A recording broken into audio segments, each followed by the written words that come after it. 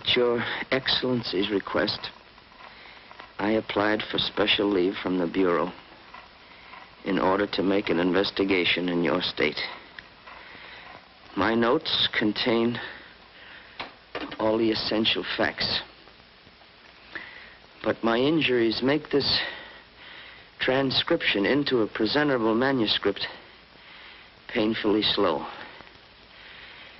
When finally completed, I will submit the following as a full report on parole conditions which resulted in the release of dangerous criminals who at once returned to their lives of crime.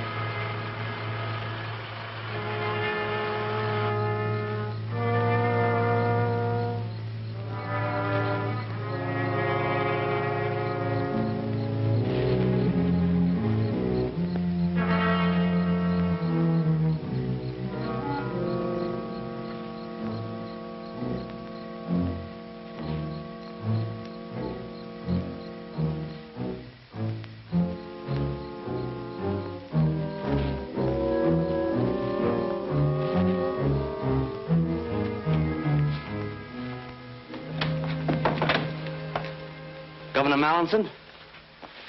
I'm glad you got here, Mr. Hendricks. Nobody saw you, I hope. I don't believe so, sir. Good. Gentlemen, this is Mr. Richard Hendricks. Our host, the State's Attorney General, Mr. Whitmore. It's a pleasure, sir. Glad to meet you, Mr. Hendricks. My name is Hughes. Mr. Hughes? Our Commissioner of Metropolitan Police. Won't you sit over here, Mr. Hendricks? Thank you. Let me take your hat. What can I get you? Oh, a little ginger ale, if you please. Right. You know, Hendricks, all this secrecy may seem a little ridiculous to you, but you realize, of course, your identity must not go beyond the three of us in this room. It's only fair to warn you that our two previous investigators fared rather badly. We found one of them with enough lead in him to start a pipe factory. The other simply disappeared. Well, thanks for warning me. Oh, thank you, sir. You're welcome. Well, gentlemen, I left Washington in such a hurry that I wasn't given a very complete briefing on your particular problem. But offhand, I would say the trouble is in your parole board. During the past 6 months, prisoners of such low character have been paroled. I now suspect criminal conspiracy. Well, do you appoint the parole board, Governor? Yes, I do. Well, why not replace them? You see, those appointments are made for a period of 6 years, and nobody, not even the governor himself, can remove a board member for any reason other than proven malfeasance of office. I see. That kind of ties things up, doesn't it? Well, gentlemen, I've been figuring how to go about this investigation. Oh, forgive me for pacing, Governor. I think better this way. As I say, I've been figuring how to go about this investigation, and I've come to the conclusion that I must pose as a parole violator. Oh, incidentally, does the name Richard Murdoch sound familiar to you? Richard Murdoch, he was in that payroll stick-up. His last job was the Milberg Trust Company holdup. Oh, yes, I remember now. Well, Murdoch was paroled and then quietly skipped the country. So quietly, in fact, that not even the grapevine has the information as yet. And you propose to assume the identity of Murdoch. That's right. Only I'll call myself Rick Carson, since Murdoch naturally would be using an alias. Now, as Murdoch, alias Rick Carson, I must become friendly with someone who has been through the parole mill in order to find out how his parole was engineered. Have you anyone in mind? No, but it should be someone whose parole was obviously bought. I figure that if someone pays for a parole, someone must receive the money. While you're working undercover as Richard Murdoch or Rick Carson. Carson, you'll have to avoid any contact with the police, even in an emergency.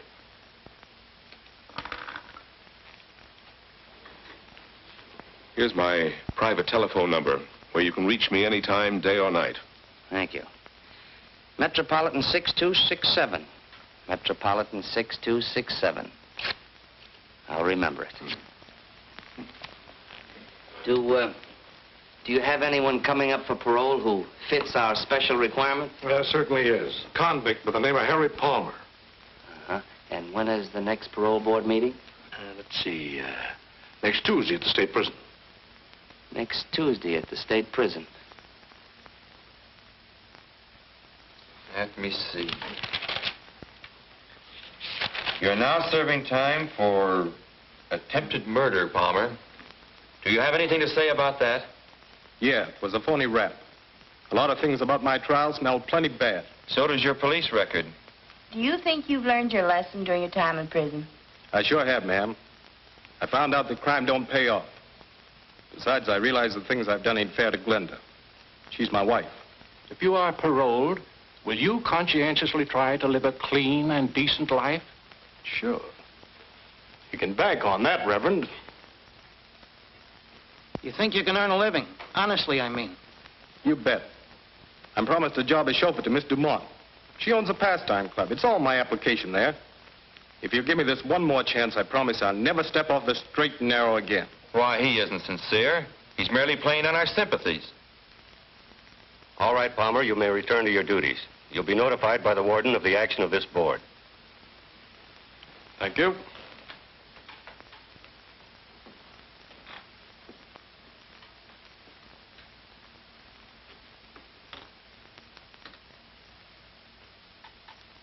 And I feel in my heart that Palmer is sincere.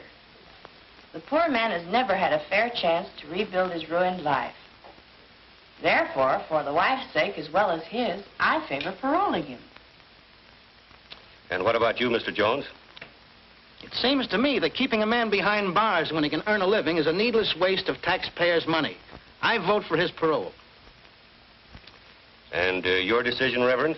As you well know, I usually bend over backwards to give the misguided unfortunates a chance.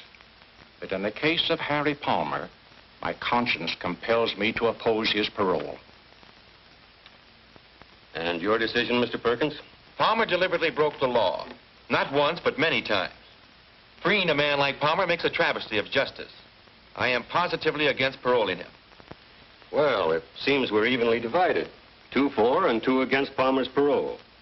Consequently, as chairman of this board, it becomes my duty to cast the deciding vote. A decision like this must come from the heart as well as the mind. It must be tempered with humanity and understanding. I watched Palmer when he made his plea, and I'm convinced of his sincerity.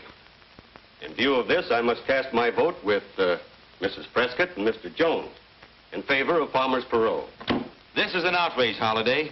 At least a half a dozen times in the past few months, you've done the same thing. I just don't understand. I'm entitled to my vote the same as you, Mr. Perkins. Now, Palmer will have served his minimum sentence on the 22nd of this month. His parole will become effective on that date. I learned that Palmer's wife, Glenda, was working as a waitress at the pastime club. So I decided to hang around. I'll delete that hang around. So I decided to drop around to the club to look the situation over.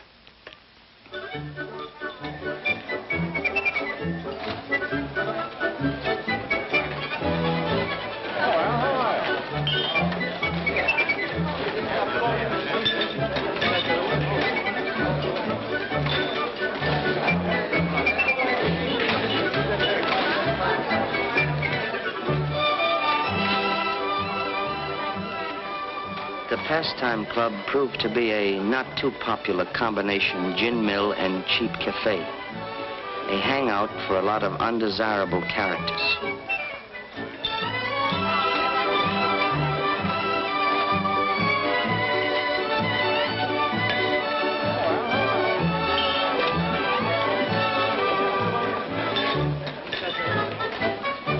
May I take your order, sir?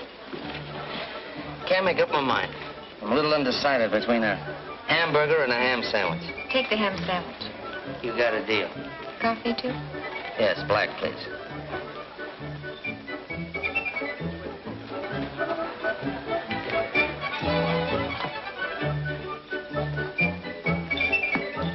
Thank you. It's quite a place you got here. Do you own it? You must be new in town. I only work here. Jojo Dumont owns the place. Oh, well, then Mr. Dumont's got a nice place here. Miss Jojo Dumont. In fact, there she is now.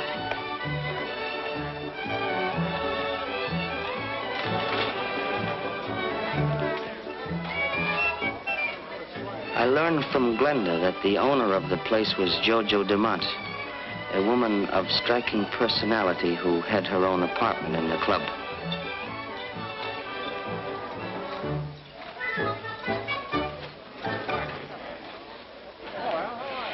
One group of hangers-on seemed to be tied in with Jojo.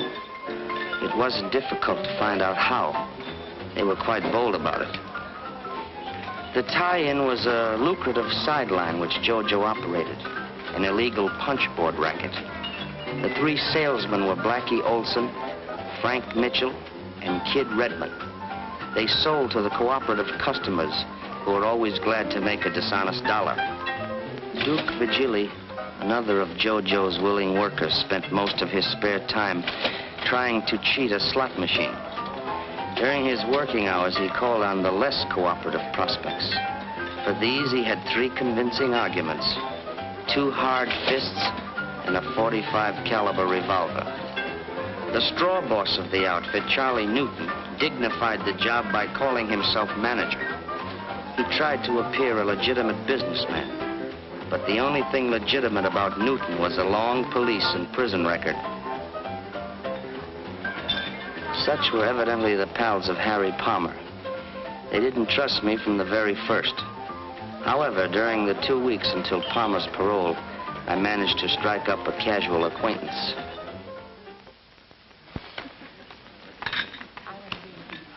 Never mind the cream, Jane. Understand you've been around a little, Carson. A little, here and there. Stick around for a while? Maybe. All depends. On what? Maybe it depends on you, Newton. You run the joint. I thought you might have something in mind.